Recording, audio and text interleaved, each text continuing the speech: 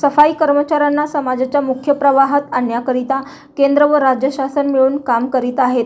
त्यामुळे सोलापूर जिल्ह्यातही सफाई कर्मचाऱ्यांच्या पुनर्वसनाकरिता मॉडेल स्वरूपात दिशादर्शक काम करावे।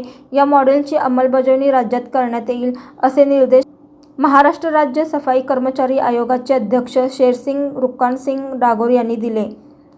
जिल्हा नियोजन भवन येथे सफाई कर्मचाऱ्यांच्या समस्या व अडीअडचणी निवारण करण्याकरिता केलेल्या उपाययोजनांबाबत आयोजित आढावा बैठकीत ते बोलत होते।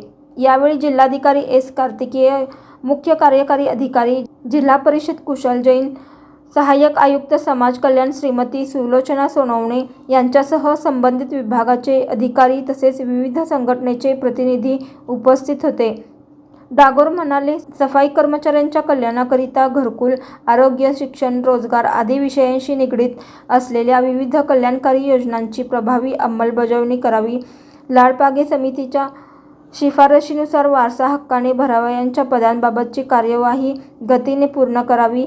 नगरविकास विभागाचे 22 ऑक्टोबर 2008 रोजीच्या शासन निर्णयानुसार डॉ. बाबासाहेब आंबेडकर श्रमसाफल्य आवास योजना लागू करण्यात आली असल्याने या आदेशाच्या दिनांकानंतर सेवानिवृत्त झालेल्या सफाई कामगारांची सेवा 25 वर्षे किंवा त्याहून अधिक झाली आहे असे सफाई कामगार आणि 22 ऑक्टोबर 2008 नंतर सेवेत असलेले जे सफाई कामगार मृत्यू झाले आहेत अशा मृत सफाई कामगारांच्या पात्र वारसांना घरे उपलब्ध करून देण्यात यावी। केंद्र व राज्य शासनाच्या विविध लोककल्याणकारी योजनांचा लाभ देण्याकरिता शिबिरांचे आयोजन करावे।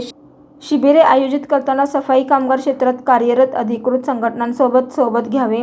विविध लोककल्याणकारी योजनांची व्यापक स्वरूपात जनजागृती करावी। कर्मचारी व त्यांच्या कुटुंबियांना आरोग्य सेवांचा लाभ, कॅशलेस सुविधांचा लाभ देण्याची सफाई कर्मचाऱ्यांशी निगडीत प्रलंबित मार्गी लावून तसा अहवाल आयोगाकडे सादर करावा अशा सूचना श्री डागोर यांनी दिल्या।